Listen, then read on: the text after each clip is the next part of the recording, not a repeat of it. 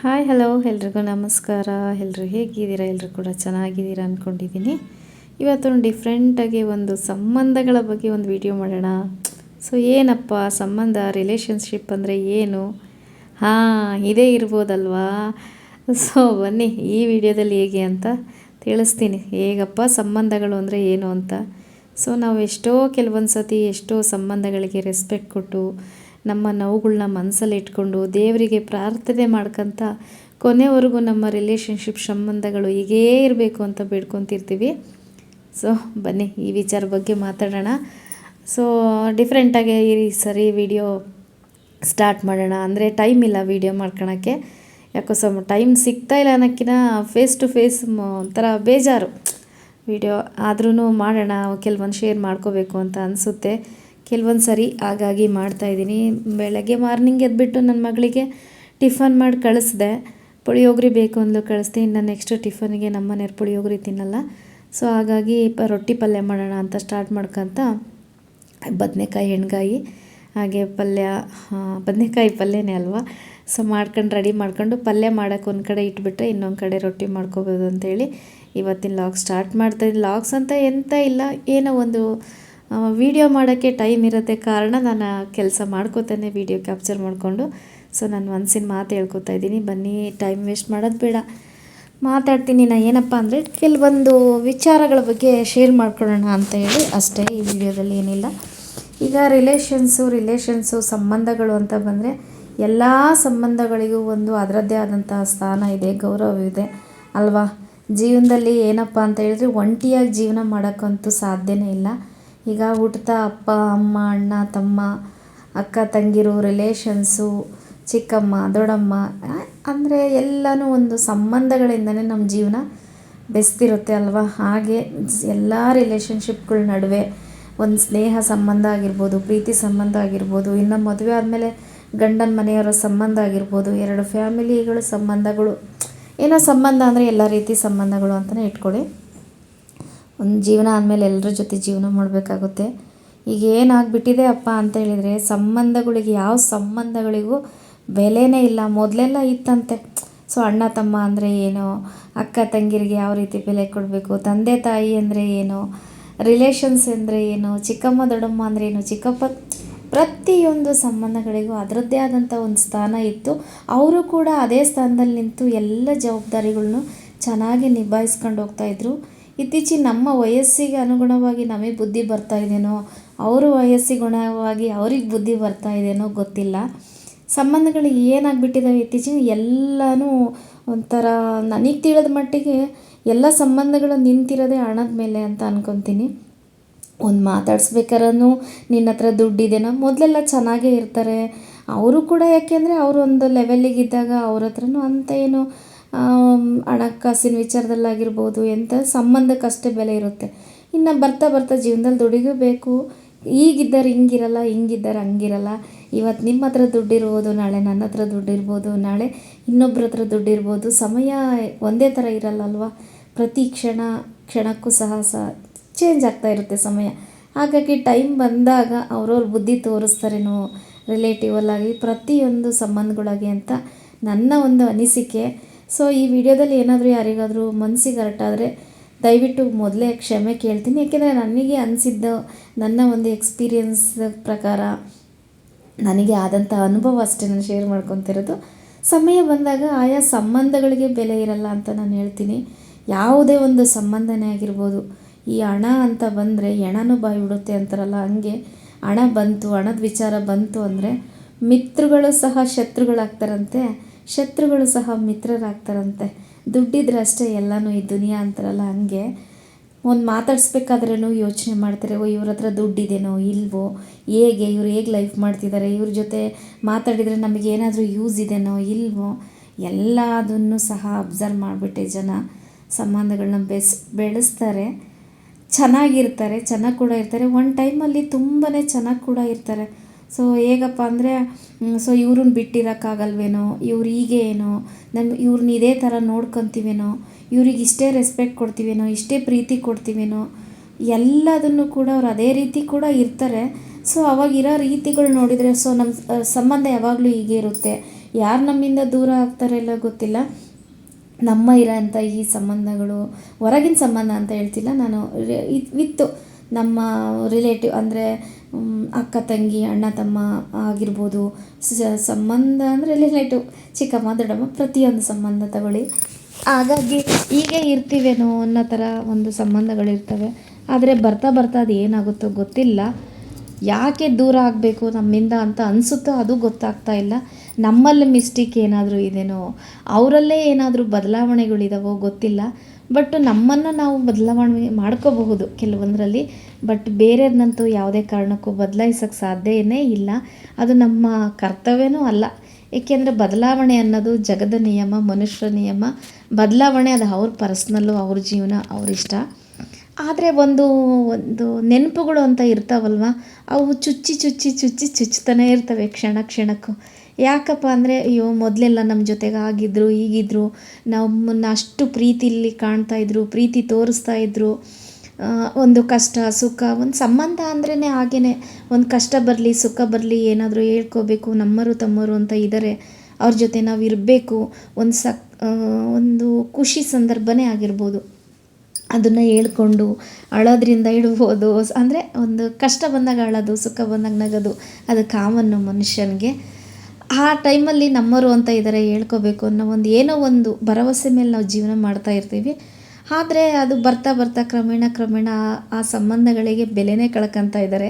ಕೆಲವೊಂದು ನನಗೆ ಅನಿಸಿದ ಮಟ್ಟಿಗೆ ಅದು ಏನೋ ಗೊತ್ತಿಲ್ಲ, ದೂರ ಆಗಬೇಕು ಕೆಲವೊಬ್ಬರು ಜನ ಅಂತ ಅನ್ಕೋತಾ ಇದ್ದಾರೆ. ಅದು ಏನೋ ಅವ್ರವ್ರಿಗೆ ಏನು ಅನ್ನಿಸ್ತಾ ಇದೆ ನನಗೆ ಗೊತ್ತಿಲ್ಲ. ಒಂದು ನನಗೆ ಅನಿಸಿದ ಮಟ್ಟಿಗೆ ಏನಪ್ಪ ಅಂದರೆ, ಯಾವುದೇ ಒಬ್ಬ ಮನುಷ್ಯ ಒಬ್ಬರಿಂದ ದೂರ ಆಗ್ತಿದ್ದಾರೆ ಒಂದು ಸಂಬಂಧದಿಂದ, ಕ್ರಮೇಣ ಅವರು ನಮ್ಮಿಂದ ದೂರ ಇರೋಕ್ಕೆ ಇಷ್ಟಪಡ್ತಾ ಇದ್ದಾರೆ ಅಂದರೆ, ಅವರು ದೂರ ಮಾಡಿ ಒಂದು ದೊಡ್ಡ ಜಗಳ ಆಗಿ, ಸೊ ನೀವು ಹಾಗೇ ಇರಿ ಹೀಗೆ ಇರಿ ಅನ್ನೋಕ್ಕಿಂತ ಮೊದಲು ನಾವು ಅವರ ಬಿಹೇವಿಯರಲ್ಲಿ, ಅವರು ನಡ್ಕೊಳೋ ರೀತಿಲಿ, ನಮ್ಮನ್ನು ಟ್ರೀಟ್ ಮಾಡೋ ರೀತಿಲಿ ನಾವೇ ದೂರ ಉಳಿದ್ರೆ ಒಳ್ಳೇದೇನಪ್ಪ ಅಂತ ಅನ್ಕೋತೀನಿ. ಏಕೆಂದರೆ ಜಗಳ ಮಾಡಿ ದೂರ ಆಗೋದಕ್ಕಿಂತ ಸೊ ಅವ್ರ ಭಾವನೆಗಳನ್ನ ಅರ್ಥ ಮಾಡಿಕೊಂಡು ನಾವಾಗಿಯೇ ದೂರ ಸರಿದ್ರೆ ಅದು ನಮಗೂ ಒಳ್ಳೆಯದು, ಅವರಿಗೂ ಒಳ್ಳೆಯದು ಅಲ್ವಾ. ಸೊ ಹಾಗಾಗಿ ನಾನು ಯೋಚನೆ ಮಾಡೋ ಪ್ರಕಾರ ಕೆಲವೊಂದು ಸಂಬಂಧಗಳು ತುಂಬಾ ಪಾಠ ನನ್ನ ಜೀವನದಲ್ಲಿ ಏನು ಕಲ್ತಿದ್ದೀನೋ ಇಲ್ಲ ಗೊತ್ತಿಲ್ಲ. ಈ ವಯಸ್ಸಿನವ್ರಿಗೂ ಪಾಠ ತುಂಬಾ ಕಲಿಸ್ಬಿಡ್ತು ಜೀವನ. ನಮ್ಮರು ಅನ್ನೋರೆಲ್ಲರೂ ಫೇಕ್ ಅಂತ ಅನಿಸ್ಬಿಡ್ತು. ಇತ್ತೀಚೆಗೆ ಅಂದರೆ ಒಂದು ಸ್ವಲ್ಪ ದಿನದ ಒಂದು 2 ವರ್ಷದಿಂದ, ಒಂದು 3 ವರ್ಷದಿಂದ ಮದುವೆ ಆದಮೇಲಂತೂ ಸಿಕ್ಕಾಪಟ್ಟೆ ಸಂಬಂಧಗಳು ಫೇಕ್ ಅಂತ ಅನ್ಸಕತ್ಬಿಡ್ತು. ನಿಜವಾಗ್ಲೂ ನನಗೆ ನಾವೊಂದು ರಿಲೇಟಿವ್ ಸಂಬಂಧಗಳನ್ನೆಲ್ಲ ಬಿಟ್ಟು ಬಂದಿದ್ದೀವಿ ಅಂದರೆ, ಹೊಸ ಸಂಬಂಧಗಳನ್ನ ನಾವು ಹುಡ್ಕೊತ ಅನ್ನೋಕ್ಕಿಂತ ಒಂದು ಡಿಪೆಂಡಾಗಿ ಬಂದಿರ್ತೀವಿ. ಬಟ್ ಅದರಲ್ಲಿ ನನಗೆ ಯಾವುದೇ ಸಂಬಂಧಗಳಲ್ಲೂ ಕೂಡ ನಮ್ಮವರು ಅನ್ನೋ ಭಾವನೆ ಎಲ್ಲೂ ಕೂಡ ಕಂಡು ಬರಲೇ ಇಲ್ಲ. ಬಟ್ಟು ನನ್ನ ಮದುವೆ ಮುಂಚೆ ಒಂಥರ ಲೈಫ್, ಆದರೆ ಮದುವೆ ಆದಮೇಲೆ ಇನ್ನೊಂದು ಥರ ಲೈಫ್ ಇತ್ತು. ನಿಜವಾಗ್ಲೂ ಒಂದೊಂದು ಸತಿ ಇದೆಲ್ಲ ಬೇಕಿತ್ತ ನನಗೆ ಅನ್ನೋ ಸರಿನೂ ಆಗಿದೆ.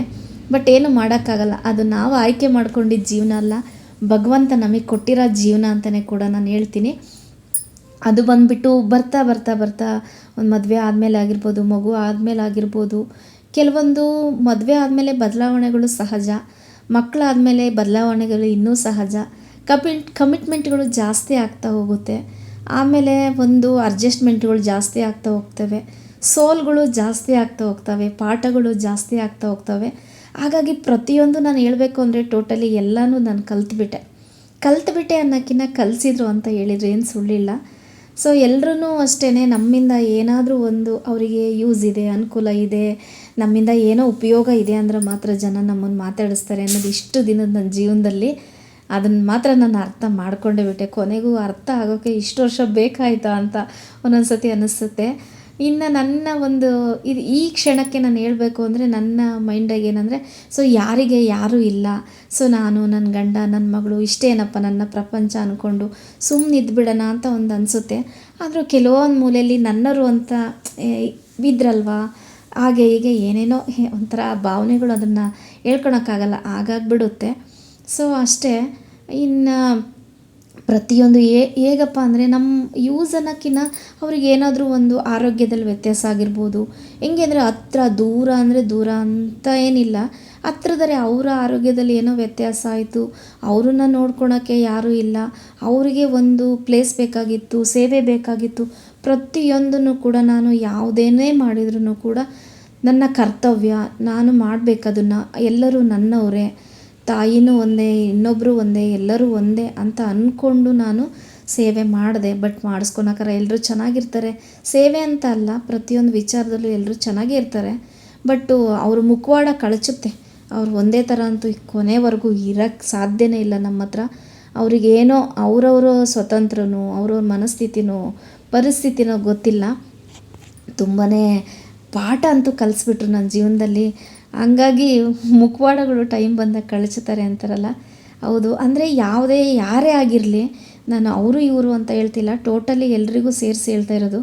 ನಾವು ಒಂದು ಸಂಬಂಧದಿಂದ ದೂರ ಆಗ್ತಿದ್ದೀವಿ ಅಂತ ಹೇಳಿದರೆ, ಮೊದಲು ನಾವು ಅವ್ರ ಜೊತೆ ಹೇಗಿದ್ವಿ, ಅವರು ನಮಗೋಸ್ಕರ ಏನೆಲ್ಲ ಸಫರ್ ಮಾಡಿದ್ದಾರೆ, ಏನೆಲ್ಲ ತ್ಯಾಗಗಳು ಮಾಡಿದ್ದಾರೆ, ಯಾವುದಕ್ಕೆಲ್ಲ ಅಡ್ಜಸ್ಟ್ ಆಗಿದ್ದಾರೆ, ಅವ್ರು ಮೊದಲು ನಮ್ಮ ಜೊತೆಗೆ ಹೇಗಿದ್ದರು, ನಾವು ಅವರಿಂದ ಏನು ಎಕ್ಸ್ಪೆಕ್ಟೇಷನ್ ಮಾಡಿದ್ವಿ, ಅವರಿಂದ ನಮಗೇನು ಯೂಸ್ ಇದೆ, ನಾವೆಲ್ಲ ಅವರಿಂದ ನಾವೇನು ತಿಂದಿದ್ದೀವಿ. ದುಡ್ಡು ಒಂದೇ ಮುಖ್ಯ ಆಗಲ್ಲ. ನಿಮ್ಮ ಹತ್ರ ಆ ಟೈಮಲ್ಲಿ ಇತ್ತು, ಕೊಟ್ರಿ, ಮಾಡಿದ್ರಿ, ಅದು ಇಂಪಾರ್ಟೆಂಟ್ ಆಗಲ್ಲ. ನೀವೇನೋ ಒಂದರಲ್ಲಿ ಕಳ್ಕೊಂಡ್ರೆ ಅವ್ರು ಇನ್ನೊಂದರಲ್ಲಿ ಏನೋ ಕಳ್ಕೊಂಡಿರ್ತಾರೆ. ಸೊ ಯಾರು ಋಣದಲ್ಲೂ ಇಲ್ಲ. ನನ್ನ ವಿಚಾರಕ್ಕೆ ನಾನು ಹೇಳಬೇಕು ಅಂತ ಹೇಳಿದರೆ, ನಾನು ಯಾರು ಋಣದಲ್ಲೂ ಇಲ್ಲ. ಯಾರೇ ನನಗೆ ಒಂದು ಗುಕ್ಕು ಊಟಕ್ಕೆ ಹಾಕಿದರೂ ಸಹ ಅದಕ್ಕೆ ಸರಿಯಾಗಿ ನಾನು ಅವ್ರ ಮನೆ ಕೆಲಸ ಆಗಿರ್ಬೋದು, ಏನೇ ಆಗಿರ್ಬೋದು, ಅದನ್ನು ನಾನು ಮಾಡಿ ಆ ಋಣ ಕಳ್ಕೊಂಡಿದ್ದೀನಿ ಅಂತ ನಂಗೆ ಅನಿಸುತ್ತೆ. ಬಟ್ ಯಾರ ಋಣದಲ್ಲೂ ಇಲ್ಲ. ಒಂದು ಭಗವಂತನಿಗೆ ಗೊತ್ತು ನಾನು ತಪ್ಪು ಯಾವುದು, ಸರಿ ಯಾವುದು, ಯಾರಿಗೆ ಯಾವ ರೀತಿ ಬೆಲೆ ಕೊಡ್ತೀನಿ, ಯಾರಿಗೆ ಯಾವ ರೀತಿ ಪ್ರೀತಿ ತೋರಿಸ್ತೀನಿ, ಅದು ನನ್ನ ಭಗವಂತನಿಗೆ ಬಿಟ್ಬಿಟ್ಟಿದ್ದೀನಿ. ಏಕೆಂದರೆ ಜನಗಳನ್ನ ನಂಬ್ಸೋಕ್ಕಾಗಲ್ಲ. ಹೇಳ್ತೀನಲ್ಲ, ಇತ್ತೀಚೆಗೆ ಜನಗಳನ್ನ ಒಂದು ಪ್ರೀತಿ ವಿಶ್ವಾಸದಿಂದ ಅಂತಾರೆ, ಪ್ರೀತಿ ವಿಶ್ವಾಸದಿಂದ ಎಲ್ಲನೂ ಗೆಲ್ಬೋದು ಅಂತ. ಆದರೆ ಈಗೀಗ ಏನಾಗ್ತಿದೆ ಅಂದರೆ, ಪ್ರೀತಿ, ವಿಶ್ವಾಸ, ನ್ಯಾಯ, ನಂಬಿಕೆ ಯಾವುದಕ್ಕೂ ಬೆಲೆ ಇಲ್ಲ.